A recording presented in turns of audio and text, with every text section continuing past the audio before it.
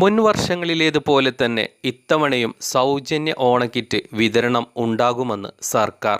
മുൻഗണനാ വിഭാഗത്തിലെ മഞ്ഞ റേഷൻ കാർഡ് ഉടമകൾക്ക് ഇത്തവണയും സൗജന്യ ഓണക്കിറ്റ് ലഭിക്കും. 6 ലക്ഷം ആളുകൾക്കാണ് ഇത്തവണ സൗജന്യ ഓണക്കിറ്റ് ലഭിക്കുക.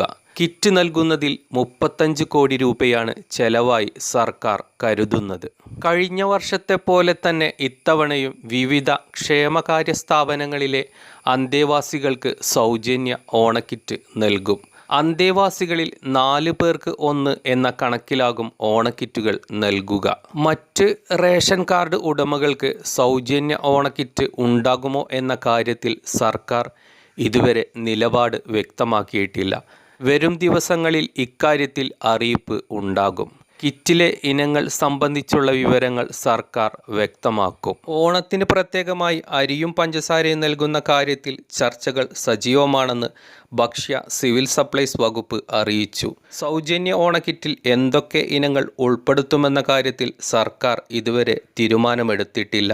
കഴിഞ്ഞ വർഷം ഉൾപ്പെടുത്തിയ ഭൂരിഭാഗം ഇനങ്ങളും ഇത്തവണയും ഉണ്ടാകുമെന്നാണ് സൂചനകൾ. പായസം മിക്സ് ഉൾപ്പെടെ 14 ഭക്ഷ്യസാധനങ്ങളാണ് കഴിഞ്ഞ വർഷം വിതരണം ചെയ്ത കിറ്റിൽ ഉണ്ടായിരുന്നത്.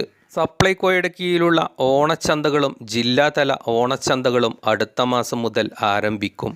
സപ്ലൈകോയുടെ ഓണച്ചന്തകൾ അടുത്ത മാസം 4-ന് ആരംഭിക്കും.